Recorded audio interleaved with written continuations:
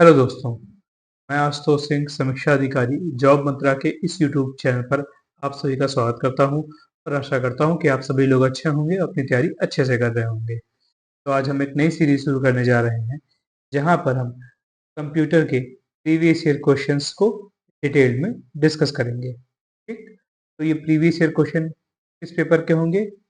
PS, APS, RO और computer assistant, ये जो एग्जाम करवाता है इलाहाबाद हाई कोर्ट, इनके प्रीवियस ईयर क्वेश्चंस होंगे।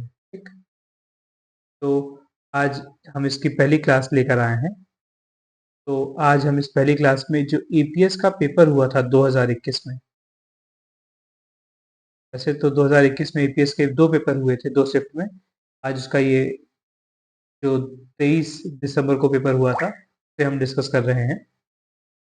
मैं बता देना चाहूँगा कि कंप्यूटर आपके एग्ज़ाम में बहुत ही इम्पोर्टेंट है, क्योंकि कंप्यूटर से आपके एग्ज़ाम में 20 से 25 क्वेश्चन आते हैं। ठीक, सोचिए 20 से 25, 100 क्वेश्चंस में से 20 से 25 क्वेश्चंस केवल कंप्यूटर से पूछे जाते हैं। कितना इम्पोर्टेंट सेक्शन है ये। तो आप लोग इस पे ध्यान दीजिएगा काफ़ी अच्छे से। तो चलिए शुरू करते हैं। हम्म, आज का हमारा पहला क्वेश्चन है, which of the following is not a internet protocol? निम्नलिखित में से कौन सा एक इंटरनेट प्रोटोकॉल नहीं है? HTTP means hyper text transfer protocol. हाँ है। FTP मीन्स होता है फाइल ट्रांसफर प्रोटोकॉल, बिल्कुल ये भी है। STP, ये कौन सा प्रोटोकॉल है? इसको कहते हैं स्पैनिंग ट्री प्रोटोकॉल, बट ये कोई इंपॉर्टेंट प्रोटोकॉल नहीं है, ये आपको पढ़ना भी नहीं होता, इट्स यूजलेस। फिर होता है IP मीन्स इंटरनेट प्रोटोकॉल। तो ये जो तीनों प्रोटोकॉल है ना, HTTP, FTP और IP, ये इंटरनेट से संबंधित है और STP का संबंध इंटरनेट से नहीं। तो the right answer will be सी।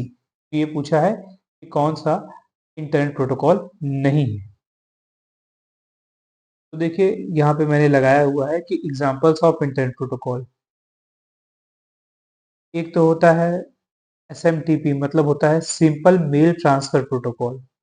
फिर FTP means file transfer protocol. फिर HTTP hyper text transfer protocol. फिर होता है टेलनेट, मतलब टेली कम्युनिकेशन नेटवर्क। फिर ये है HTTPS, ये जो HTTP है ना, उसी का सिक्योर्ड वर्जन होता है, तो बोलते हैं हाइपर टेक्स्ट ट्रांसफर प्रोटोकॉल। फिर सिक्योर, एस का मतलब क्या होता है? सिक्योर। कुछ साइटों पे ये लगा होता है। फिर ये है SFTP, ये फाइल ट्रांसफर का सिक्योर वाला है, इसे कहते हैं सिक्योर फाइल ट्रांसफर प्रोटोकॉल। ठीक, फिर ये होता है PPP, मतलब पॉइंट टू पॉइंट प्रोटोकॉल। फिर होता है TCP, इसी को IP भी पढ़ते हैं, TCP ट्रांसमिशन कंट्रोल प्रोटोकॉल, इसी को IP भी बोला जाता है। ठीक, तो ये कुछ इंपॉर्टेंट इंटरनेट प्रोटोकॉल हैं, आप इन्हें ध्यान रखिएगा, नोट डाउन कर लीजिए। ये प्रोटोकॉल्स के नाम हैं जो इंटरनेट से संबंधित है। मैं इनके फुल फॉर्म भी बता दिए हैं। आगे मैं चल के आपकी क्लासेस लूंगा कंप्यूटर की, तो वहाँ पे इन्हें डिटेल में डिस्कस करूंगा क्या होता है, कैसे होता है। फिलहाल बस अभी आप ये याद रखिएगा इंटरनेट प्रोटोकॉल कौन है कौन नहीं है। ठीक, फिर नेक्स्ट क्वेश्चन पे चलते हैं। तो नेक्स्ट क्वेश्चन है, computer perform mathematical operations using the number system. तो पूछ रहा है कि किस तरह के नंबर सिस्टम्स को यूज करता है।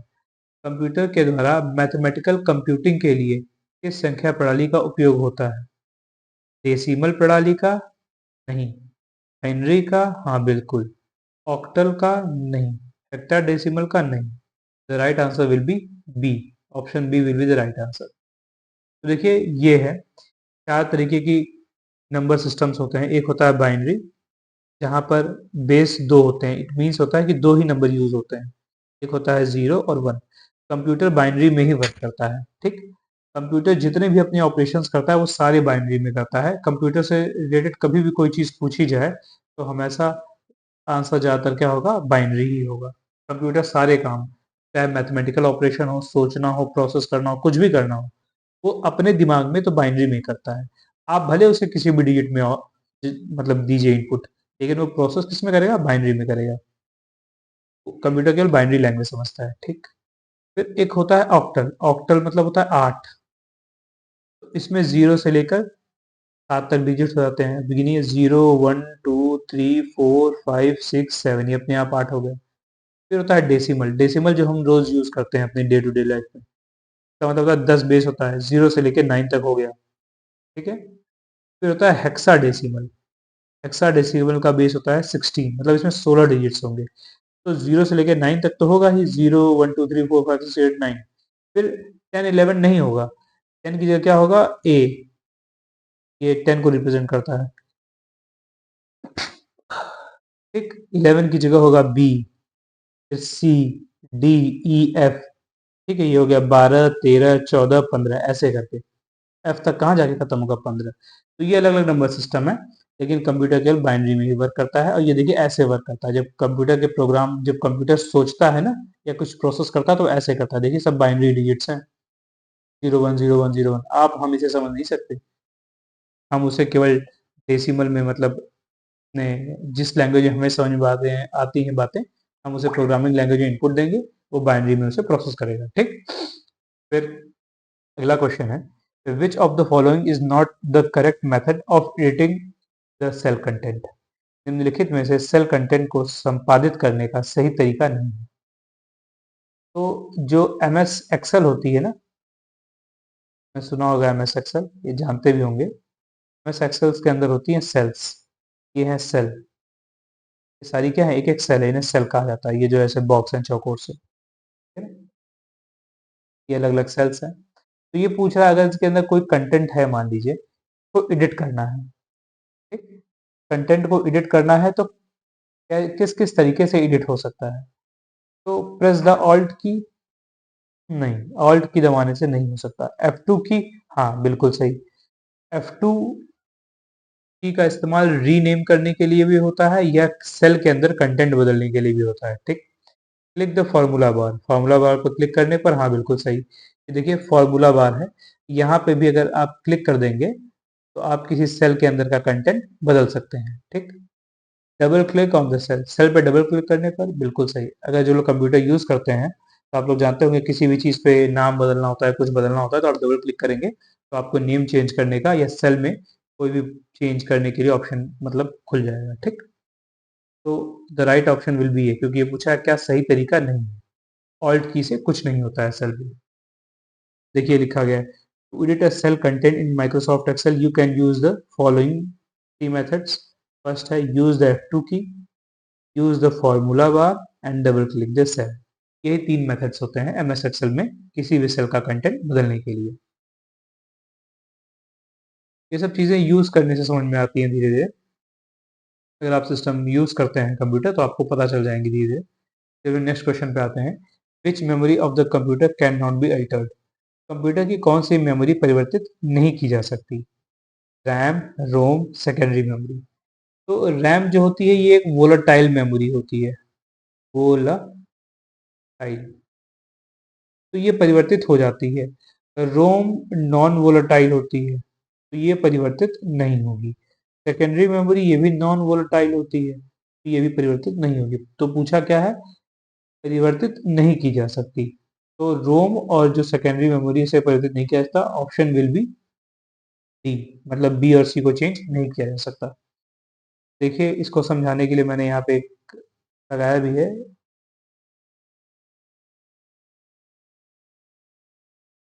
कि कंप्यूटर में जो मेमोरी होती है ना, उन्हें अगर क्लासिफाई किया जाए तो उसका एक तरीका होता है वोलेटाइल और नॉन वोलेटाइल। वोलेटाइल का मतलब होता है कि अगर कंप्यूटर ऑफ कर दिया गया तो जो भी डाटा है वो खत्म हो जाएगा। This type of memory loses all of its data when the power source is turned of. तो इसके एग्जांपल होते हैं रैम, कैशे और रजिस्टर। ऑफ करने पर इन तीनों के डाटा खत्म हो जाते हैं। लेकिन नॉन वोलेटाइल का मतलब होता है जहां पे सिस्टम को ऑफ कर दे फिर भी डाटा न खत्म हो। This type of memory will retain all of its data when it loses its power source. तो कौन कौन होते हैं, सॉलिड स्टेट ड्राइव, मतलब जो हार्ड ड्राइव होती है, हाँ एसएसडी बोलते हैं। एसएसडी, हाँ बिल्कुल, ये अपना डाटा लूज नहीं करती। एच हार्ड ड्राइव डिस्क, ये भी वही चीज़ होती है, अपना डाटा लूज नहीं करती। रीड ओनली मतलब ओनली मेमोरी मतलब रोम, पूछा गया था ना रोम। आपके देखिए ऑप्शन बी क्या है, रोम। हाँ, ये भी नॉन वोलेटाइल मेमोरी है। फिर यूएसबी स्टिक्स मतलब पेन ड्राइव, इसमें भी डाटा आपका लॉस नहीं होता। पेन ड्राइव में आप डाटा रख देते हैं ना, अब चाहे पेन ड्राइव को आप सिस्टम से निकाल लीजिए, चाहे पावर सप्लाई न कीजिए, लेकिन डाटा स्टोर रहता है, उसमें उड़ता नहीं। तो ये होता है वोलेटाइल और नॉन वोलेटाइल, यही चीज़ यहाँ ये पूछ रहा था। आई होप आपको ये बात चीज़ समझ में आ गई होगी। चलिए अपने नेक्स्ट क्वेश्चन पे चलते हैं। विच of the following is not a common output device, निम्नलिखित में से कौन सा सामान्य आउटपुट डिवाइस का विकल्प नहीं है। बहुत ही कॉमन क्वेश्चन है, हमेशा हर एग्जाम में पूछा जाता है कि कौन सा इनपुट डिवाइस है, कौन सा आउटपुट डिवाइस। अगर आपको नहीं पता तो कोई बात नहीं है, यहाँ देखिए मैंने लगा दिए हैं कि आउटपुट डिवाइस कौन कौन से होते हैं। जनरली मॉनिटर एक आउटपुट डिवाइस होता है, क्यों? क्योंकि आप इसी पे चीज़ों को देख पाते हैं। ये आपसे कुछ इनपुट ले नहीं रहा है आपको, बल्कि आउटपुट दे रहा है। क्या दे रहा है? पिक्चर्स शो कर रहा है, ठीक। तो ये आउटपुट हो गया। प्रिंटर आपसे कुछ ले नहीं रहा है, बल्कि आपको प्रिंट करके दे रहा है, ठीक। आपको जो भी चीज़ प्रिंट मारते हैं, फिगर्स, टेक्स्ट, प्रिंटर आपको दे रहा है। स्पीकर क्या कर रहा है? आपसे कुछ ले नहीं रहा है, बल्कि आपको दे रहा है क्या? साउंड। इसी तरह हेडफोन आपसे आपको दे रहा है क्या? साउंड। प्रोजेक्टर भी क्या कर रहा है? प्रोजेक्ट कर रहा है, इस जो भी चीज़ें आपने कही हैं आपको दिखा रहा है। तो ये सभी क्या है? आउटपुट डिवाइसेस हैं। These are common output devices. तो मॉनिटर एक आउटपुट डिवाइस है, बिल्कुल है। कीबोर्ड एक आउटपुट डिवाइस है, नहीं, ये एक इनपुट डिवाइस है। प्रिंटर एक आउटपुट डिवाइस है, बिल्कुल। स्पीकर एक आउटपुट डिवाइस है, बिल्कुल। पूछ रहा है कौन सा आउटपुट डिवाइस नहीं है। कीबोर्ड एक आउटपुट डिवाइस नहीं, बल्कि एक इनपुट डिवाइस है। तो right option will be B, ठीक। चलिए अब नेक्स्ट क्वेश्चन पे चलते हैं कि which of the following is not true about input slash output devices. Input और आउटपुट डिवाइसेस दोनों के डिफरेंस से पूछ रहा है कि क्या सही नहीं है। These supply information to computers और convey information to outside world, मतलब वे कंप्यूटर को सूचना आपूर्ति करते हैं और बाहरी विश्व को सूचना संप्रेषित करते हैं। तो बिल्कुल जो इनपुट डिवाइसेस होती हैं तो वो हमसे डाटा लेती हैं, वहीं अगर आउटपुट डिवाइस की बात करें तो हमें डाटा देती हैं। यही वो चीज़ कह रही है, तो हाँ बिल्कुल सही, फर्स्ट स्टेटमेंट सही है।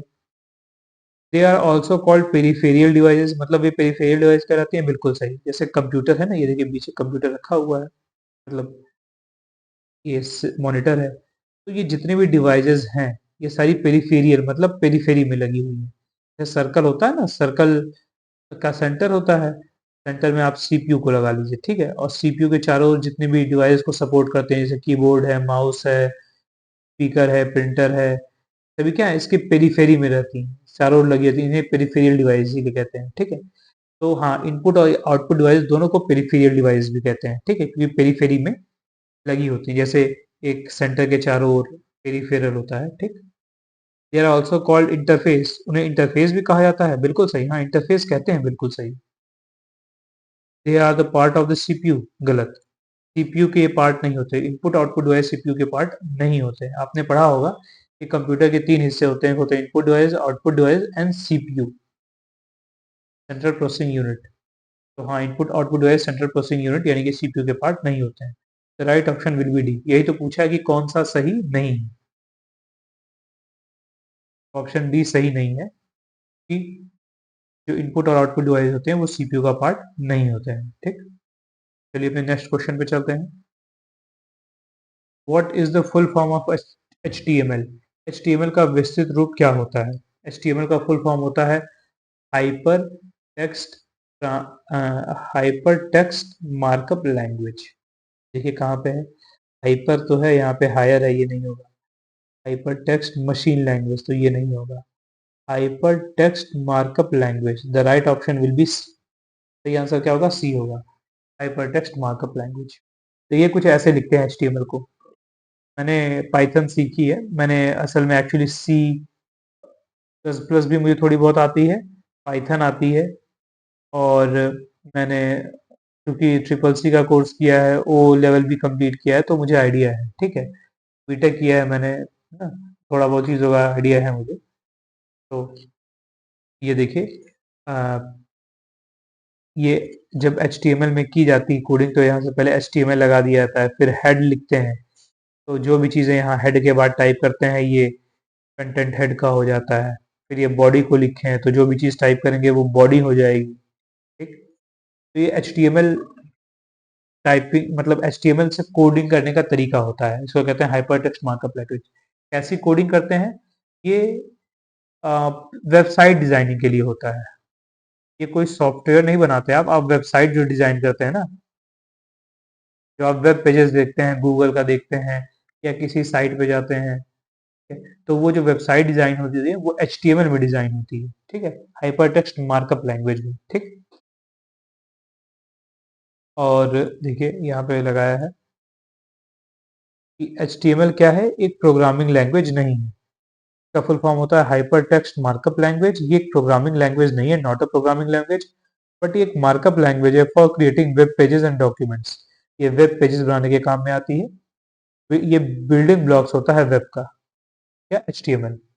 ठीक, तो चलिए ये आपको बातें कुछ समझ में आ गई होंगी कि क्या होता है HTML। चलिए अपने नेक्स्ट क्वेश्चन पे चलते हैं कि the operating system used by Apple devices is, अर्थात एप्पल डिवाइस यंत्र में कौन सी निर्देशित प्रणाली उपयोग की जाती है। हिंदी तो कुछ ज़्यादा ही टफ होगी, ज़्यादा आसान है इंग्लिश। मैं तो सजेस्ट करूंगा कि अगर आप कंप्यूटर का क्वेश्चन कर रहे हो एग्जाम में, इंग्लिश से ही करिए क्योंकि हिंदी ज़्यादा टफ हो जा रही है। The operating system use by Apple device, आप लोग जान रहे हैं एप्पल से कितनी सारी डिवाइस यूज होती है, लेकिन यहाँ पर एप्पल में कौन सा ऑपरेटिंग सिस्टम यूज होता है वो पूछा जा रहा है। सोलर नहीं, लाइनेक्स नहीं, यूनिक्स नहीं, iOS बिल्कुल सही, iOS यूज होता है। तो जो एप्पल के फोन्स होते हैं ना, जो मोबाइल फोन्स होते हैं उनमें iOS यूज होता है, लेकिन जो एप्पल के लैपटॉप्स होते हैं या सिस्टम्स होते हैं ना, उनमें iOS नहीं यूज करके क्या होता है, मैक ओएस यूज होता है। मतलब मैक ओएस। देखिए मैंने यहाँ बहुत सारे ऑपरेटिंग सिस्टम बताए हैं। एक तो सबसे ज़्यादा फेमस है दुनिया में माइक्रोसॉफ्ट विंडोज, जो आपके सिस्टम में भी होगा मेरे ख्याल से। ये एक कॉमन ऑपरेटिंग सिस्टम है जो कि पहले से प्री लोडेड होता है generally most of the computers में, एक्सेप्ट एप्पल प्रोडक्ट्स।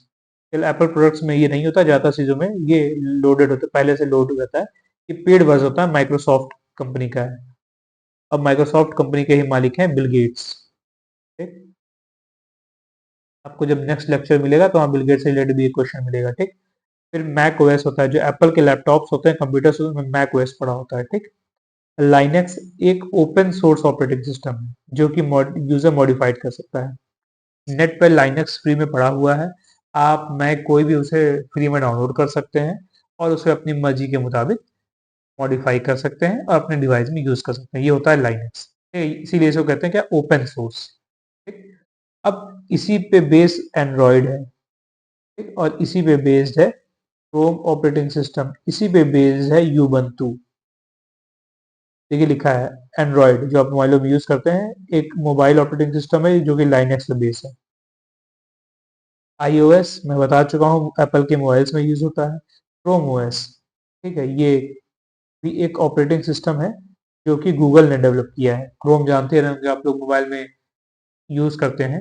क्रोम एक ब्राउजर होता है, उसी के नाम पे क्रोम ऑपरेटिंग सिस्टम बनाया है किसने, गूगल ने। ठीक,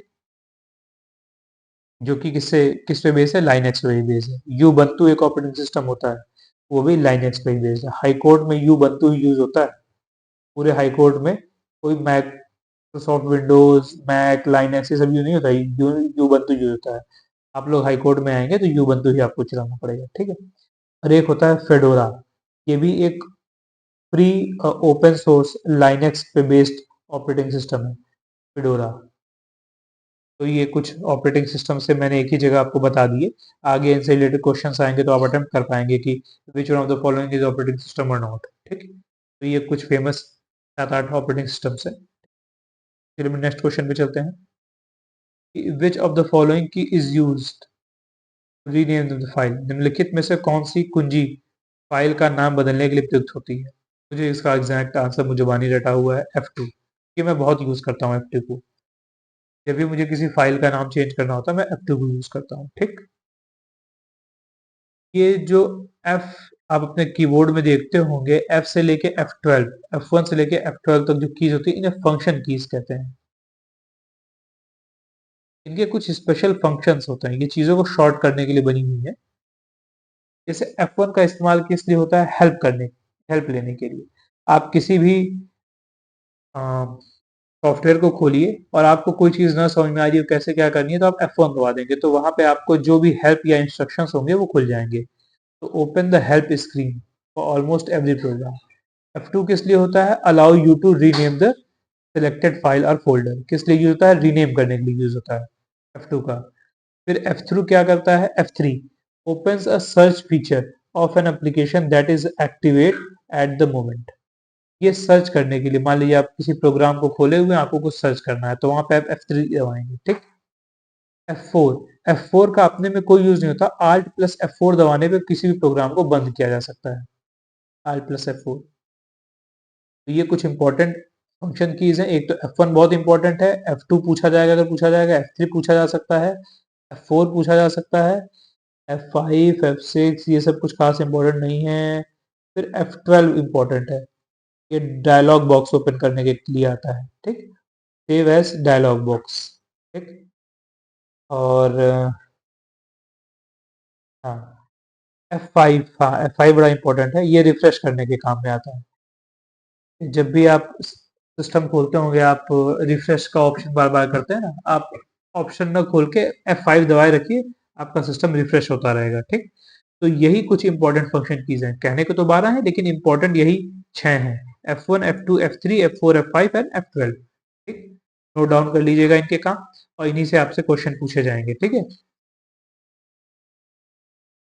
फिर अगला है कि select the odd one out, असंगत का चयन करें। सी प्लस प्लस एक लैंग्वेज है, प्रोग्रामिंग लैंग्वेज है, सी और सी प्लस प्लस। फोर्ट्रेन, हाँ एक प्रोग्रामिंग लैंग्वेज है। पास्कल एक प्रोग्रामिंग लैंग्वेज है। ओरेकल ये एक प्रोग्रामिंग लैंग्वेज नहीं है, बल्कि एक कंपनी का नाम है, और उस कंपनी के ही नाम पे एक ओरेकल का प्रोडक्ट आता है, ठीक है। तो यही है ऑड वन आउट। तो ओरेकल क्या है? एक आईटी की कंपनी है, इंफॉर्मेशन टेक्नोलॉजी की कंपनी है, और उसने अपना एक डाटाबेस मैनेजमेंट सिस्टम बनाया हुआ है। Oracle flagship product is Oracle database. Actually क्या होता है, जो बड़ी बड़ी कंपनियां जैसे फेसबुक है, ठीक है, इंस्टाग्राम आप यूज करते होंगे, और कोई भी व्हाट्सअप है, ये बहुत बड़ी बड़ी कंपनियां हैं, और एप्पल है, माइक्रोसॉफ्ट है, तो इनके पास बहुत ज्यादा डाटा है, ठीक। वो डाटा रखते कहाँ पे? सर्वर्स पे। तो सर्वर पे डाटा जो रखे जाते हैं वहां भी ये मैनेज किए जाते हैं, ठीक? इसे कहते हैं डाटाबेस मैनेजमेंट, ठीक। इसके लिए ओरेकल सॉफ्टवेयर प्रोवाइड करती है, सर्विसेज प्रोवाइड करती है, ठीक है। तो ओरेकल वो कंपनी है, बहुत ही इंपॉर्टेंट कंपनी है वर्ल्ड लेवल पे ओरेकल, ठीक है। तो डाटाबेस मैनेजमेंट का कहीं नाम आएगा तो ओरेकल का नाम आता है। तो देखिए जैसे ये ओरेकल, ये क्या है? एक सर्वर है, ठीक है, और ये ओरेकल का डाटाबेस मैनेजमेंट सिस्टम है, जो क्या कर रहा है, कभी किसी एप्लीकेशन को डाटा प्रोवाइड कर रहा है, कभी किसी यूजर को, और कभी दूसरे जो डाटाबेस मैनेजमेंट सिस्टम है उनको डाटा प्रोवाइड कर रहा है, ठीक है। तो बहुत ही इंपॉर्टेंट नाम है ओरेकल का, कभी भी आएगा आगे आप याद रखिएगा। C plus plus, Fortran, Pascal ये सब क्या है? एक प्रोग्रामिंग लैंग्वेज है। वही ओरेकल क्या है? एक कंपनी का नाम है, और जिसके प्रोडक्ट का भी नाम है ओरेकल डाटाबेस, ठीक है। आई होप ये बात आप याद रखेंगे। चलिए अपने नेक्स्ट क्वेश्चन पे चलते हैं कि on Windows what is the command to select the entire text. Windows पर संपूर्ण टेक्स्ट या पाठ के चयन के लिए कौन सी कमांड निर्देश देती है? बहुत ही इजी क्वेश्चन है, आपको नहीं पता है तो कोई बात नहीं, आप यहाँ पे सीख लीजिए, बहुत ही ज्यादा यूज होता है, मुझे तो एकदम रटा हुआ है क्योंकि मैं लगातार सिस्टम पे ये सब शॉर्टकट यूज करता हूँ, ठीक। तो पूरे टेक्स्ट को सिलेक्ट करने के लिए क्या यूज करते हैं? कंट्रोल प्लस ए, कंट्रोल प्लस बी। बी मतलब अब देखिए आपको याद रखना हो तो कंट्रोल प्लस ए का मतलब जोड़ लीजिए क्या? ऑल। कंट्रोल प्लस बी, ये इस्तेमाल होता है बोल्ड करने के लिए, ठीक। कंट्रोल प्लस सी किस लिए होता है? कॉपी करने के लिए। कंट्रोल प्लस यू, अब यू से क्या होता है? अंडरलाइन करने के लिए, किसी भी टेक्स्ट को आपको अंडरलाइन करना है। तो ये देखिए कुछ इंपॉर्टेंट शॉर्टकट कीज हैं, जैसे कंट्रोल प्लस ए सबको सिलेक्ट करने के लिए, कंट्रोल प्लस बी बोल्ड करने के लिए, कंट्रोल प्लस सी कॉपी करने के लिए, कंट्रोल प्लस डी ये इंपॉर्टेंट नहीं है, कंट्रोल प्लस एफ हाँ, फाइंड करने के लिए control plus G, go to करने के लिए control plus H, replace control I, टैली करने के लिए चीजों को italic, control plus K hyperlink, बड़ा इंपॉर्टेंट है ये। कंट्रोल प्लस के किस लिए होता है? हाइपरलिंक को इंसर्ट करने के लिए। Control plus N, new workbook खोलने के लिए, ठीक। कंट्रोल प्लस ओ, ओपन करने के लिए। कंट्रोल प्लस पी, प्रिंट करने के लिए। कंट्रोल प्लस आर, ये इंपॉर्टेंट नहीं है। कंट्रोल प्लस एस, सेव करने के लिए। कंट्रोल प्लस टी, इंपॉर्टेंट नहीं है। कंट्रोल प्लस यू, हाँ इंपॉर्टेंट है, अंडरलाइन करने के लिए। कंट्रोल प्लस वी, पेस्ट करता है। आप कोई भी चीज कॉपी कर लेते हैं मान लीजिए किसी जगह से, तो आपको कहीं तो उसे जाके रखना होगा, तो उसे कहते हैं पेस्ट करना। तो ये कैसे होता है? कंट्रोल प्लस वी से होता है, ठीक? और कॉपी कैसे करते हैं? कंट्रोल प्लस सी से करते हैं, ठीक है। Control plus W, close window, नहीं ये इंपॉर्टेंट नहीं। कंट्रोल प्लस सी, सी नहीं, बट नहीं नहीं, कंट्रोल प्लस सी कॉपी होता है। कंट्रोल प्लस एक्स होगा, यहाँ पे गलत लिखा है इन्होंने। कंट्रोल प्लस एक्स कट करता है, ठीक। कंट्रोल प्लस वाई रिपीट करता है। कंट्रोल प्लस जेड अंडू करता है, ठीक। तो कंट्रोल प्लस वाई और जेड क्या होता है मैं समझा देता हूँ। जैसे कि आपने कोई दो तीन एक्शन परफॉर्म किए। पहले आपने किसी टेक्स्ट को काटा, फिर उसे पेस्ट किया, फिर उसे काटा, फिर पेस्ट किया। अब आपको समझ में आया नहीं यार, अब हमको वापस पीछे ले जाना है, तो आप कंट्रोल जेड दबाइए, आप पीछे हो जाएंगे एक स्टेप पे। फिर कंट्रोल जेड दबाइए, पीछे जाएंगे। इसे कहते हैं अंडू होना, ठीक। इसे क्या कहते हैं? अंडू। ये कंट्रोल प्लस जेड से होता है, आपके मोबाइल में भी लिख के आता होगा। मान लीजिए आप अंडू आ गए, नहीं नहीं आपको समझ में आया यार ये तो गलत ही है, मुझे फिर से आगे जाना है, तो आप कंट्रोल वाई दबाइए, तो वो रीडू करेगा, मतलब फिर से आगे जाएगा। कंट्रोल प्लस वाई, फिर कंट्रोल प्लस वाई, फिर आगे जाएगा। तो ये होता है अंडू और रीडू, ठीक। अगर आपको आता है तो बहुत बढ़िया, नहीं आता है तो मैं बाद में डिस्क्राइब में डिटेल में सब चीजें आगे भी बताता रहूंगा आपको, ठीक है। चलिए मैं नेक्स्ट क्वेश्चन पे चलते हैं कि which of these is not a common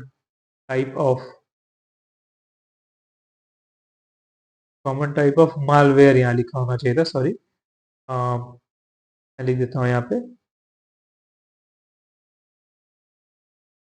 निम्नलिखित में से सामान्य प्रकार का मालवेयर नहीं है। वॉर्म एक मालवेयर है, हाँ है। गट एक वॉल्म, ये वॉर्म नहीं है, मतलब ये एक मालवेयर नहीं है, ये एक एंड्रॉयड का वर्जन है। ट्रोजन, हाँ ये एक मालवेयर है।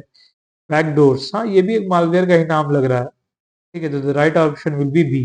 पूछा गया कौन सा नहीं है, तो नॉगट एक मालवेयर नहीं है, ठीक। तो देखिए यहाँ पे लगा के रखा है हमने कि जो कॉमन टाइप्स के मालवेयर होते हैं, जो आजकल मार्केट्स में रहते हैं, बेचे नहीं जाते हैं, जो आपके सिस्टम पे हमला करते हैं। एक तो वायरस, आपने सुना होगा, ये एक मालवेयर है। स्पाईवेयर, आपके कंप्यूटर पे स्पाई करता है, जासूसी करता है।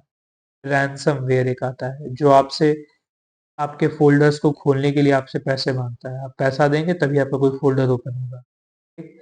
एक होता है फाइललेस मॉलवेयर, वह नाम है। एक होता है एडवेयर, आपको जबरदस्ती का एड दिखाता है। एक होता है ट्रोजन हॉर्स, ये भी एक मालवेयर है। क्रिप्टोजैकिंग मालवेयर है। वॉर्म एक मालवेयर, वॉर्म क्या करता है? अपनी कॉपीज बनाता रहता था बार बार। एक होता है वाइपर मालवेयर, की लॉगर, ठीक, रूट किट और बॉट, ये सब क्या है? एक तरह के मालवेयर हैं। ये अलग अलग कॉमन टाइप्स ऑफ मालवेयर हैं जो आजकल देखने को मिलते हैं। आप सिस्टम से या मोबाइल यूज करते होंगे तो आपको देखने को मिल जाता है, मोबाइल में तो नहीं आते, सिस्टम्स में देखने को जरूर मिल जाते हैं, ठीक है। तो ये सभी हैं एक मालवेयर, और यही पूछा गया। लेकिन नॉगट क्या है? नॉगट एक एंड्रॉयड का वर्जन है। कुछ साल पहले तक जो एंड्रॉयड आते थे उनके नाम रहते थे कि एंड्रॉयड के ओरियो नाम थे, नॉगट नाम थे, किटकैट नाम थे, देखिए। अब आजकल नाम तो नहीं दिए जा रहे हैं, देखिए। पहले gingerbread, honeycomb, sandwich, jelly bean, KitKat, lollipop, ये एंड्रॉयड के वर्जन्स के नाम हुआ करते थे। मार्शमेलो, नॉगट, देखिए ये नॉगट, ठीक। ओरियो, पाई, यहीं तक नाम आए। फिर अब आ रहा है एंड्रॉयड 10, 11, 12, अब नाम नहीं दिए जा रहे हैं इस समय। पहले एंड्रॉयड्स के नाम दिए जाते थे, ठीक है। बड़ी अच्छे अट्रैक्टिव नाम होते थे। तो नेक्स्ट क्वेश्चन पे चलते हैं। Who is the developer of the world wide web?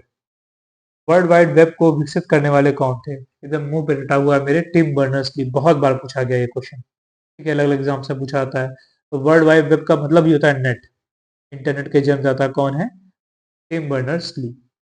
अब जितने भी अलग-अलग इम्पोर्टेंट डेवलपर्स हैं या इन्वेंटर हैं, उनके नाम मैंने यहाँ कर लिए। टिम बर्नर्स-ली ने वर्ल्ड वाइड वेब को इन्वेंट किया। चार्ल्स बेबेज, ये फादर ऑफ कंप्यूटर कहे जाते हैं। ब्लेस पास्कल, इन्होंने क्या किया है, पास्कलाइन खोजा जो कि फर्स्ट कैलकुलेटर या एडिंग मशीन था। इसने ब्लेस पास्कल ने, इंपॉर्टेंट है आपके एग्जाम्स में, कंप्यूटर्स में यही इंपॉर्टेंट इन्वेंशंस हैं। ठीक है, अभी और भी मैं बता दूंगा, एक एक करके बताता रहूंगा। एक है अडा लवलेश, इन्हें अदा अगस्ता भी कहते हैं, ये फर्स्ट कंप्यूटर प्रोग्रामर थी। ठीक है, ये लेडीज थी। फिर है हरमन हॉलरिथ, ये इन्वेंट किए थे पंच कार्ड। ठीक, पंच कार्ड, और उस पंच कार्ड से चलती थी एक कंप्यूटर जैसी टेबुलेटिंग मशीन। एक पंच कार्ड बनाए थे और एक मशीन बनाए थे। पंच कार्ड से वो मशीन काम करती थी। ठीक, पंच कार्ड एक इनपुट डिवाइस होता था। हम पंच कार्ड में कुछ भी पंच करके डाल देते थे, मशीन इनपुट समझ जाती थी और प्रोसेस करके हमें आउटपुट दे देती थी। ठीक, फिर बिल गेट्स का नाम, बिल गेट्स क्या है, को फाउंडर है माइक्रोसॉफ्ट के। ठीक, और विंडोज ऑपरेटिंग सिस्टम भी इन्हीं का है, किसका, बिल गेट्स का। ठीक, ये कुछ इंपॉर्टेंट नाम है कंप्यूटर की फील्ड से रिलेटेड। तो मैं एक जगह इसीलिए कंपाइल कर दिया हूँ ताकि आपको आसान रहेगा। इससे बढ़िया क्लास आपको कहीं नहीं मिलेगी। बहुत मेहनत बना लगती है मुझे एक एक लेक्चर्स बनाने में, 3 से 4 घंटे लगते हैं। ठीक है, काफ़ी, ठीक है, मेहनत लगती है ताकि आपको अच्छे से अच्छा कंटेंट दे पाऊँ। इसीलिए उम्मीद करता हूँ मैं कि आप कमेंट बॉक्स में अपने रिव्यूज़ ज़रूर दिया कीजिए। मैं बार-बार कहता हूँ, कमेंट बॉक्स में आपको मेरा लेक्चर कैसा लगा, अपने रिव्यूज़ ज़रूर दिया कीजिए। ठीक है, उसी के हिसाब से मैं आगे काम कर पाऊँगा। अगर आपके कमेंट अच्छे नहीं रहेंगे तो मेरा भी मोटिवेशन डाउन होगा, मैं नहीं कर पाऊँगा। अपने कमेंट्स बताइए, अच्छे रिव्यूज़ दीजिए कि क्या है, कैसे है, मैं आगे भी इसी तरह की वीडियोज़ बनाता रहूँगा। आपने पहले भी देखा होगा, मैंने पॉलिटी के बना दिए हैं। पॉलिटी के मैंने 16 लेक्चर्स लिए हुए हैं, प्रीवियस ईयर क्वेश्चंस के, बहुत ही अच्छे हैं वो। बहुत ही आप लोग का प्यारा सपोर्ट मिला है उसमें। ज़रूर देखिएगा जाके, पॉलिटी के 16 लेक्चर हैं। कल्चर, मतलब आर्ट एंड कल्चर, मैंने 4 लेक्चर लिए, उसमें जितने प्रीवियस ईयर क्वेश्चंस थे उनको मैंने सबको एक जगह कंपाइल कर दिया है। ये 2 चीज़ें मैंने बहुत अच्छी-अच्छी की हैं आपके high court, computer assistant, RO और पीएस ईपीएस एग्जाम के लिए। ठीक, अब मैं कंप्यूटर की इस पूरी सीरीज को कंप्लीट करूंगा। ठीक है, तो मैं उम्मीद करता हूँ कि आप लोग अपना प्यार और सहयोग इसी प्रकार से देते रहेंगे ताकि मैं आगे भी अच्छा कंटेंट आपके लिए ला सकूं। ठीक है, और मैं आगे और भी इन चीज़ों को एक्सपांड करेंगे। हम और आरडी सर ने बहुत कुछ सोचा है। ठीक है, चूंकि थोड़ा सा जॉब में है, बिजी रहते हैं, तो थोड़ा आसान नहीं होता हमारे लिए सब कुछ मैनेज करना, बट थोड़ा समय दीजिए, आपके लिए सब कुछ हो जाएगा जो आप कह रहे हैं। चलिए अपने नेक्स्ट क्वेश्चन पे चलते हैं। बहुत हो गई बातें, मैं बातें थोड़ा कम करना पसंद करता हूँ। जितना समय होता है पूरा पढ़ाने पे फोकस करता हूँ। ठीक है, चलिए अपना नेक्स्ट क्वेश्चन है, what is a numerical label that is connected to a computer network for communication known as. कौन सा संख्यात्मक स्तर है जिसे कंप्यूटर नेटवर्क से सूचना प्राप्त करने के संबद्ध करते हैं। देखिए, मैं इस बात को सिंपल लैंग्वेज समझाता हूँ। ये एक मोबाइल है, ये एक राउटर से कनेक्ट हुई, ये राउटर या वाईफाई है, वाईफाई डिवाइस है, और फिर वाईफाई डिवाइस से दूसरा मोबाइल कनेक्ट हुआ। तो जब ये कनेक्शन स्टैब्लिश हो रहा है तो ये अपना एक दूसरे को नाम थोड़ी ना बताते हैं, ये अपना आईपी एड्रेस बताते हैं। कि उस समय नेट पे पहचान क्या हो जाती है, उनका आईपी एड्रेस हो जाती है। तो मोबाइल की इंटरनेट पे पहचान उसका आईपी एड्रेस हो गई, राउटर की पहचान उसका आईपी एड्रेस हो गई, फिर जब राउटर दूसरे मोबाइल से कनेक्ट हुआ तो उसकी भी पहचान उसका आईपी एड्रेस हो गई। ठीक, तो इंटरनेट पे किसी भी डिवाइस की पहचान होती है उसका आईपी एड्रेस, मतलब इंटरनेट प्रोटोकॉल। ठीक, और इसी से कोई डिवाइस पहचाना जाता है नेट पे।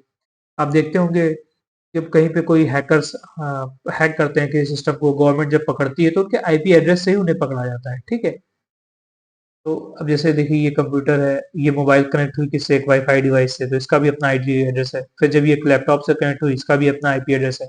हर एक डिवाइस जो किसी इंटरनेट से कनेक्ट होती है या नेटवर्क से कनेक्ट होती है वो आईपी एड्रेस से ही कनेक्ट हो सकती है। अगर किसी डिवाइस में आईपी एड्रेस नहीं है तो वो डिवाइस एक नेटवर्क पे नहीं आ सकती। ठीक, तो यही वो पूछ रहा है कि कौन सा वो न्यूमेरिकल लेबल होता है that is connected to a computer network, जो कंप्यूटर नेटवर्क से कनेक्ट करवाता है। ठीक है, ठीक है, कौन सा वो होता है, वो होता है internet protocol address, IP address जिसे कहते हैं। ठीक है, तो आईपी एड्रेस क्या होता है, एक न्यूमेरिकल लेबल होता है, मतलब एक न्यूमेरिकल वैल्यू होती है जो आपको एक डिवाइस के साथ अटैच की जाती है, that identifies a device or network that connected to the internet, जो एक डिवाइस या नेटवर्क को पहचानती है एक इंटरनेट पर, ठीक है। IP address are used to send and receive information between devices and to locate a device on network. एक नेटवर्क पे एक डिवाइस को लोकेट करना हो या डाटा का आदान प्रदान करना हो तो आईपी एड्रेस का यूज किया जाता है, ठीक है? चलिए मैं इंग्लिश को भी हिंदी में ट्रांसलेट करके लिए आपके लिए बता देता हूँ। Who develop the first mechanical calculator, किसने यांत्रिकी परिकलक को पहली बार विकसित किया? देखिए हिंदी टफ कर दिया इसने। मैकेनिकल कैलकुलेटर किसने पहली बार डेवलप किया ये पूछ रहा है। चार्ल्स बेबेज, ये तो फादर ऑफ कंप्यूटर है। ब्लेस पास्कलाइन, हाँ इन्होंने फर्स्ट मैकेनिकल कैलकुलेटर बनाया था, अभी पहले पिछले मैंने बताया। फर्स्ट मैकेनिकल कैल जो कैलकुलेटर है ने बनाया था, ब्लेस पास्कलाइन ने बनाया था, ठीक। अदा अगस्ता फर्स्ट प्रोग्रामर है। और हरमन हॉलरिथ क्या है, ये पंच कार्ड बनाए थे और उस पंच कार्ड से ही एक टेबुलेटिंग मशीन काम करती थी, ठीक। फिर से वही लोग हैं, टिम बर्नर्स ली जो कि वर्ल्ड वाइड वेब को इन्वेंट किए, Charles Babbage father of computer, bless Pascaline invent किए हैं पास्कल को जो कि एक कैलकुलेटर है दुनिया का पहला।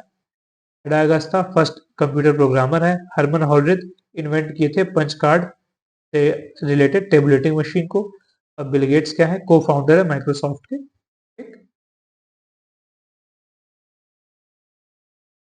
तो चलिए नेक्स्ट क्वेश्चन पे चलते हैं।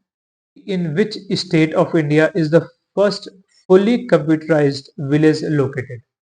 भारत के किस राज्य में पूर्णतः कंप्यूटरीकृत गांव अवस्थित है? ये क्वेश्चन पहली बार मेरे पास आता ना तो मुझे भी थोड़ा कंफ्यूजन होता है, लेकिन मैं मारता आंसर हमेशा केरला है, कि केरला इस समय भारत में सबसे one of the most developed states में से एक है, ठीक है। लिटरेसी का मामला हो या डिजिटाइजेशन का मामला हो या फुल लेवल पे कंप्यूटराइजेशन हो या इंटरनेट हो, सब में केरल नंबर वन पे रहता है, ठीक है। तो ये नेट पे मैंने सर्च किया कि कौन सा वो गांव है। देखिए, Here are some first computerized villages in India. वेलानाड, वेलानाड उस गांव का है जो फर्स्ट फुली कंप्यूटराइज्ड ग्राम पंचायत थी इंडिया में। कहाँ पे? केरला डिस्ट्रिक्ट में।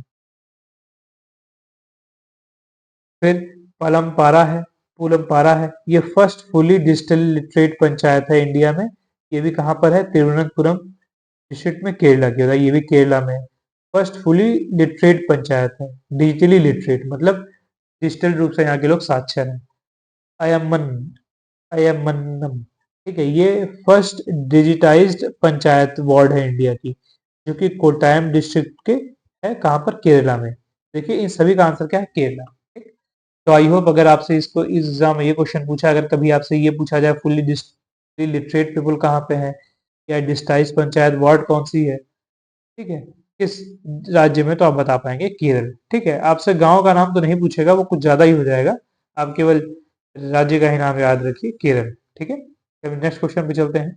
The technical problem Y2K is known as, तकनीकी समस्या Y2K को किस रूप में जाना जाता है? तो Y2K था क्या?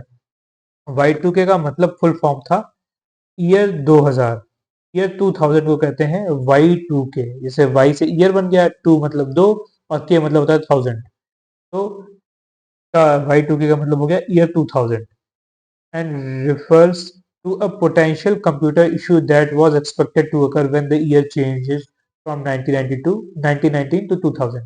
एक्चुअली क्या था कि जो कंप्यूटर एक्सपर्ट्स थे उनका ये मानना था कि जो हमने कंप्यूटर में जो टाइम की जितने भी उस समय तक कंप्यूटर प्रोग्राम्स हुए थे उनमें ये डेट्स की हमने दो न्यूमेरिकल में रखी थी, ठीक है। तो जैसे 99 है और ये उम्मीद थी कि जब 2000 आ जाएगा, सन 2000 में समय बदलेगा, तो वो कंप्यूटर उसे 00 समझ के 1900 ना समझ ले, ठीक है, 2000 ना समझ के, क्योंकि 99 के बाद 1999 के बाद सन 2000 आना चाहिए था।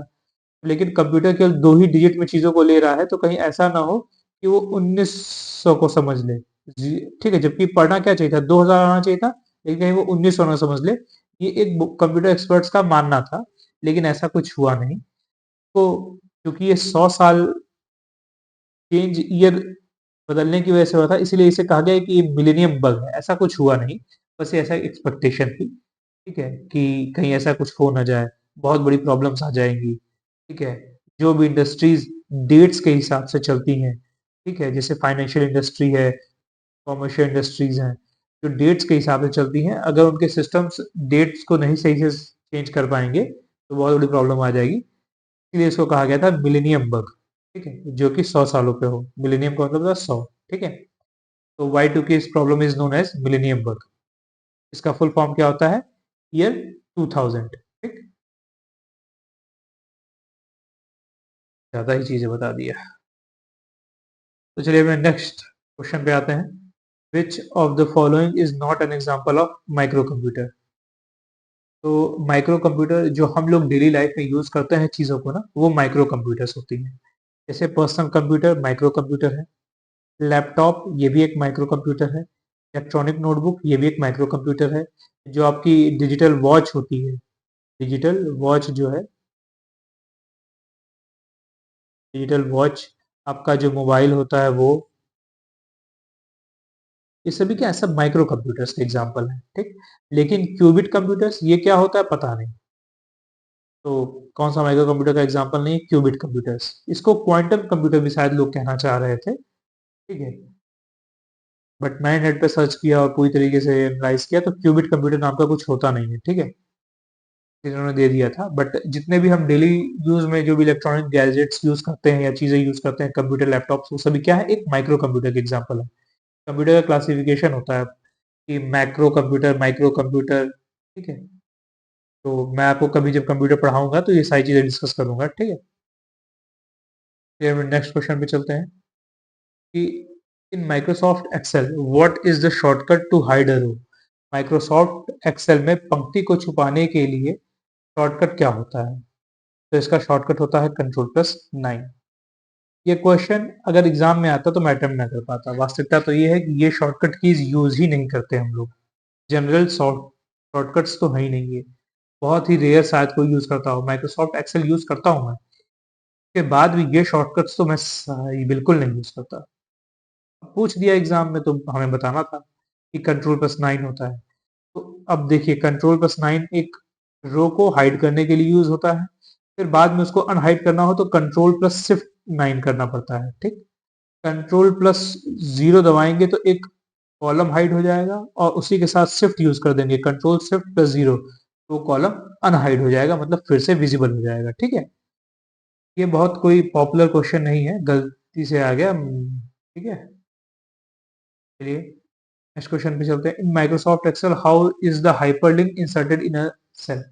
मैं अभी 5-6 पहले प्रीवियस जो क्वेश्चन थे उसमें बताया था कि एक हाइपरलिंक इंसर्ट करने के लिए शॉर्टकट यूज होता है हमेशा Ctrl+, देखिए यहाँ पे कहीं होगा हाइपरलिंक, हाँ ये रहा, Ctrl+K क्या करता है? Insert a hyperlink. ये कुछ शॉर्टकट कीज हैं, जैसे बता चुका हूँ। Ctrl+A सिलेक्ट और Ctrl+V bold, Ctrl+C copy, D पढ़ने, Ctrl+F find, Ctrl+G go to, Ctrl+H replace, Ctrl+I italic, Ctrl+K insert hyperlink, Ctrl+N, Ctrl+O P print करने के लिए होता है, आर ये इंपॉर्टेंट नहीं, Ctrl+S सेव करने के लिए, Ctrl+T इंपॉर्टेंट नहीं है, Ctrl+U अंडरलाइन, Ctrl+V पेस्ट करने के लिए, Ctrl+W इंपॉर्टेंट नहीं है, Ctrl+X होगा यहाँ पे, X का मतलब होता है कट करने के लिए, ठीक।